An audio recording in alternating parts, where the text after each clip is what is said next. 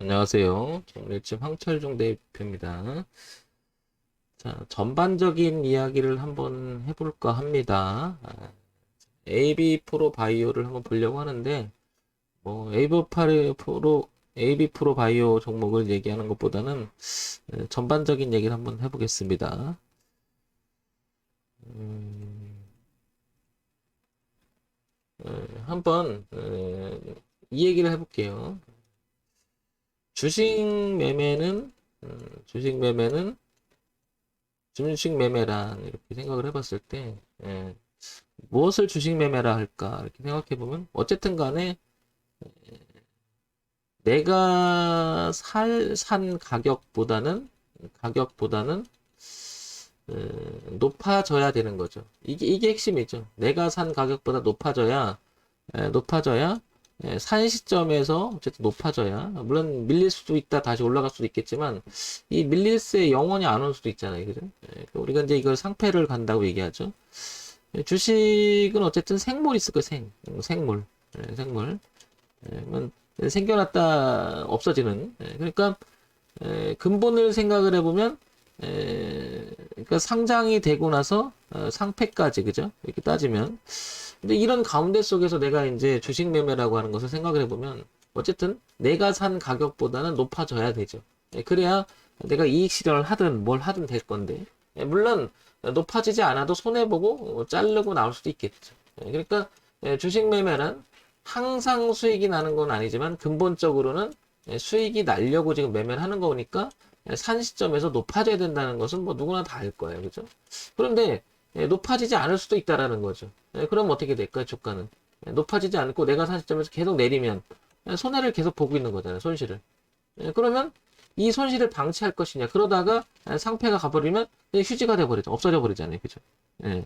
날아가 버리는 거죠. 그러기 때문에 내가 사는 시점에서 항상 대응할 준비를 해야 되겠죠. 상승으로 가는 거야 뭐 상관이 없겠죠. 상관없겠는데 내려왔을 때 내가 어떻게 해야 될까가 가장 중요할 겁니다. 많은 사람들은 이런 얘기를 합니다. 이 파는 게 어렵다고 말하지만 파는 게 뭐가 어려워요. 그냥 아무 때나 팔면 되죠. 여기서 아무 때나 판다라고 하는 것은 손실의 개념만 없으면 상관이 없잖아요. 그죠? 이익이 나든 손실이 나지 않으면 그 범위 내에서는. 하지만 이 컷을 못 해주면 소위 말해서 손절을 못 해주면 상패가 있기 때문에 문제가 되는 거죠. 어떤 사람은 뭐 주식 매매를 손절하지 않는 매매 이렇게 얘기하는데 그건 대단히 위험한 생각이죠. 위험한 생각이죠. 그러면 뭐 분석을 철저히 해서 그런 종목을 잘 들어가면 된다 이렇게 얘기하는데 그걸 안다면은 뭐 누구나 다 하겠지만 그걸 모르니까 문제인 거죠. 그러면 전제 조건은 주식 매매라고 하는 건 미래 가치를 현재 시점에서 맞추는 거기 때문에 맞춘다? 맞출 수가 없죠. 그러니까 대응하려고 하는 거기 때문에 당연히 들어가는 시점에서 이유가 있어야 되는 거지. 이유. 내가 이 종목을 산 이유. 거기에서 이제 우리가 주식 매매란 이 앞에 주식 매매란 무엇인가. 그래서 주식 주가 종목 분석 이렇게 얘기해야 되나요? 이런 얘기가 나오는 거죠. 그럼 이 분석하는 방법에서 황 대표가 참 많이 얘기해준 첫 번째, 당연히 이 회사가 돈을 잘 벌고 있는지를 보면 돈을 잘 번다는 것은 결국 주가가 올라갈 확률이 높은 것을 의미하는 거지. 돈을 잘 번다고 주가가 그 탄력을 맞고 그냥 계속 가는 건 아니에요. 그죠? 미면 차이가 있는 거죠. 물론 실적이 좋아지면 주가도 올라가게 되어 있죠. 그죠? 그래서 우리가 단기적으로는 내려올지 모르지만 전체적인 내재적 가치, 즉 펀더멘탈 재무제표가 좋다라고 하면 주가는 우상향으로 다시 회복할 확률이 높다 이렇게 얘기하는 거죠. 그래서 우리가 기본적으로 재무제표 이야기, 이건 이제 펀더멘탈 이야기, 그리고 이걸 당연히 기본적 분석이다 이렇게 얘기를 하는 거죠. 기본적으로 뜯어보는 거죠. 회사가 어떤지를.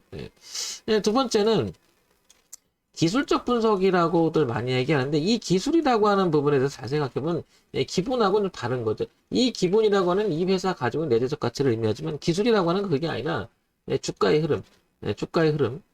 그러니까 가격의 흐름을 보는 거죠. 그러니까 단지 이 AB 프로바이오라고 하는 종목의 가격을 보는 거죠. 그 다음에 그동안에 어땠는지. 그러니까 이제 차트로 나타난 거죠. 그동안에 어땠는 것을 지금 보다시피 이렇게 움직였다. 뭐 이렇게 움직였다를 보는 이 차트를 보는 거죠. 그래서 중요 가격대를 분석해 볼 수 있는 분석함으로써 향후 주가가 어떻게 될지 예측해 보는 거, 이런 거죠. 그러니까 이 부분을 보게 되면 기적 분석에 대한 이야기를 보면 잘못하면 오해가 될 수가 있는 거죠. 아니 주식의 분석은 당연히 돈을 잘 버니까 이걸 잘 봐야 되지 않느냐 이렇게 생각할지 모르겠지만은 이것도 중요해요 물론. 그러나 이것도 무시할 수 없다라는 거죠. 왜냐 주가라고 하는 것은 결국 지나갔던 그림자라고 하는 것은 이 종목이 가지고 있었던 그 원래 가격으로 표현되는 거잖아요. 그러니까 중요한 가격대가 분명히 존재하죠. 그런 부분을 시장에서 뭐라고 할까요? 공통적으로 서로가 인정이 됐던 부분. 그런 부분들이니까 중요한 거죠. 기술적 분석은 대단히 의미가 있는데 의외로 사람들은 차트 분석을 등한시하는 경향이 있죠. 종목 분석은 열심히 하면서 차트 분석 등한시하는데 그렇지 않고 같은 부분이니까 같이 봐야 되게 대등하게. 그 다음에 세 번째 이슈라든지 뉴스라든지 그 다음에 테마라든지 이거 뭐냐면 소위 말해 정치 테마. 그 다음에 원자재 가격으로 인해서 반사적 이익. 뭐 이런 것들 있잖아요. 근데 이제 그게 향후 주가의 영향을 지속력 있게 반영이 될 것이냐 안 될까? 뭐 이런 것도 분석을 해보는 거죠.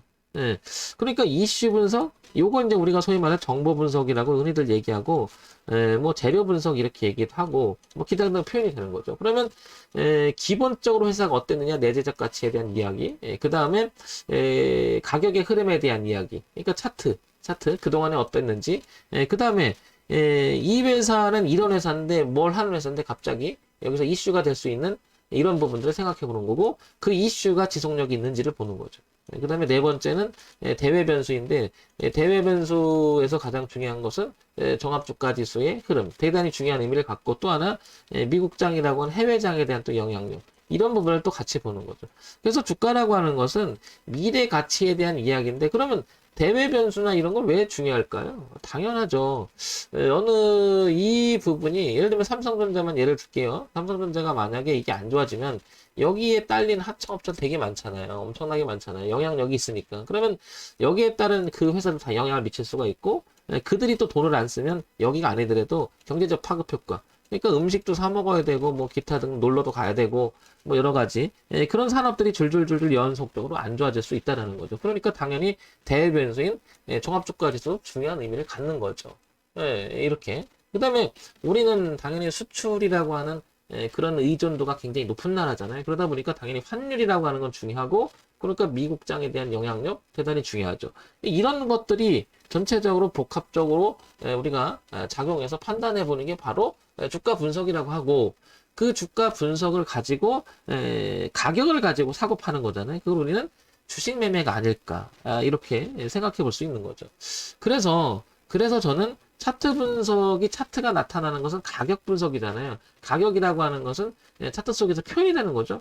구체화시킬 수 있는 거죠. 그러니까 이 회사가 좋다라고 하는데 얼마만치 좋은지 지금 상태가 어떤지를 가격으로 얘기해봐라. 그럼 어려워지잖아요. 그죠? 그러니까 중요한 자리를 가지고 생각해보는 이게 차트 분석이라고 하는 거죠. 그러니까 어느 하나가 기술적 분석이 됐든 기본적 분석이 됐든 재료 분석이 됐든 대변수가 됐든 어느 하나만 가지고 주가를 이야기할 수는 없다. 전체적으로 두루 살펴봐야 된다. 이런 얘기죠. 그래서 지금 현재 상황을 보게 되면 종합주가지수가 분위기가 지금 굉장히 안 좋잖아요. 이게 이제 종합주가지수잖아요. 그죠? 왜냐면 8월달 여기 중순에 깨지면서 3200을 깨지면서 이렇게 3200선을 지지를 했었어요. 그죠? 6월, 7월, 8월 이렇게 그러다가 8월에 깨지면서 그리고 9월에 반등을 했지만 9월까지 반등을 했지만 다시 이기지 못하고 주가는 이렇게 내려가고 있는 추세잖아요. 그러면 뭐예요? 지금 이거는 대외 변수인 종합주가지수인 분위기가 별로 안 좋다라는 거죠. 그럼 영향을 미칠 수도 있다라는 건데 AB 프로바이오를 한번 보게 되면 이 종목을 보게 되면 최근에 이 1000원이라고 하는 자리는 이렇게 굳건히 지키려고 노력을 해요. 그죠? 그 다음에 전체적인 흐름을 보게 되면 이렇게 뭐냐면 2020년 작년 12월부터 주가가 내렸다가 오르긴 했었지만 여기를 다시 얼마죠? 1700원대를 안착을 하지 못하고 그죠? 또 주저앉습니다. 그래서 이런 시도는 있었어요. 올라가 보려고 그죠? 그러다가 이기지 못하고 떨어지고 했는데 AB 프로바이어는 이제 뭔가가 좀 돌려보려고 하는 모습은 좀 보이잖아. 이렇게 그죠? 그래서 위쪽에 놀고 있는데 거래량도 좀 있다라는 거죠. 그러니까 이거는 뭐예요? 주가 흐름을 봤을 때는 굉장히 이렇게 몇 개월 동안, 건 1년 동안 힘들어 하다가 한번 돌려볼까 이런 생각이 주가에 이렇게 차트를 통해서 반영되고 있다. 이렇게 판단할 수가 있는 거죠. 물론 또 이거 못 이기면 또 떨어질 수 있겠죠. 근데 지금 이 윗꼬리를 잠깐 보게 되면 여기 거래가 많았었어요. 그러니까 매물을 소화하고 있는 게 아닐까. 이런 판단을 해볼 수 있는 거고, 이 매물을 소화해서 결국 안착이 된다면 주가는 한 번 더 나가지 않을까. 그런데 이기지 못하고 여기서 다시 또 떨어진다면 소위 말해 저항에 부딪혀서 이 주식은 희망이 없어. 그러면 누가 던져 나갈 수도 있는 거죠. 그런데 누구는 똑같은 상황에서 보게 되면 아니야, 이거는 이 흐름 바꿔놨어. 이거는 희망이 있어. 라고 얘기하는 사람. 야, 여기 지금 걸리잖아. 이거. 근데 주가에 한계가 온 게 아닐까. 그래서, 희망이 없어. 누구는 이렇게 보고요. 관점의 차일 수도 있겠죠. 자, 그래서 이런 거는 이런 거는 다시 한번 우리가 생각해 보는 게 또 이런 거잖아요. 뭐냐면, AB 프로바이오를 한번 쳐볼게요. 이렇게. 왜냐면 실적을 잠깐 보려고 하는 거죠. AB 프로바이오. 자, 이걸 보게 되면 여기 기본적인 내용을 먼저 한번 보고요. AB 프로바이오 보겠습니다. 자, 보게 되면 코스닥에 상장돼 있고 중견기업이에요. 중형주고 제조, 기계, 장비예요. 그죠? 전일 시가총이 3천억 정도 되고 오늘은 그래도 강보합이니까 3천억을 3,100억 정도 위에서 상회하는 것 같습니다. 그죠? 자, 실적을 한번 볼게요. 실적을 보게 되니까 이 회사가 보게 되니까 작년 후반기 때 보면 130, 179억, 그 다음에 올해 전반기만 122억, 그 다음에 71억. 보다시피 줄었어요, 실적은. 그 다음에 영업이익과 당기순이익도 현격히 파란색을 계속 유지가 됩니다. 그렇다는 얘기는, 기본적으로 보니까 회사는 별로 좋은 것 같진 않아요. 그죠? 왜냐면 손해를 보고 있잖아요. 지금 돈을 벌어도 현찮은데, 그죠? 그러니까 이걸 보면, 기본적인 내용이 이 회사는 탄탄하지 못한 것 같다. 근데 요게 최근에 1년 사이에, 그죠? 최근 1년 사이니까 요거만 보고 판단할 수 없으니까 연간 실적 한번 봐볼게요. 연간 실적을 보니까, 2017년 459억, 589억, 319억, 493억. 조금 느는 추이에, 그죠? 그러다 보니까, 영업이익이 조금 개선되려고 하고 있지만은, 그래도 당기순이익보다 이 전체를 보면 아직도 새파랍니다. 그리고 올해는 작년보다 더 좋진 않아요. 그러니까 이 회사는 기본은 못하고 있는 게 보이잖아요. 그죠? 저는 이런 회사 딱 보면서 사고 싶은 생각이 이런 거 보면 그냥 사라져버려요. 그냥. 왜 기본을 못하는데 이 기본을 못한다는 것은 갑자기 어떤 조금만 취약한 문제가 터져버리면 이 주가는 폭락할 수도 있다라는 전제 조건이 들어가잖아요. 그죠? 그냥 기본은 하고 있대.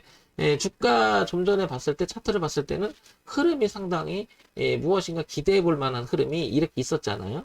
그죠? 왜냐 이걸 돌파시켰다라고 하는 것은 기대감이 있으니까 돌파시킨 거겠죠. 그죠? 누군가가.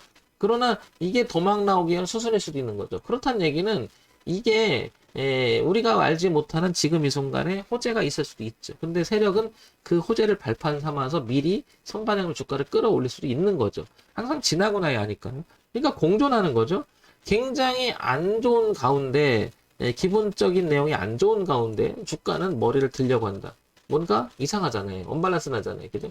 그러면 일단은 주가를 비싸게 주고서 사긴 사는데 이런 어떤 그 매물대를 넘기지 못했다고 하는 건 잘못하면 누가 주가를 끌어올렸다 도망 나오는 수순을 밟고 그 다음에 주가는 떨어질 수 있다라는 얘기죠.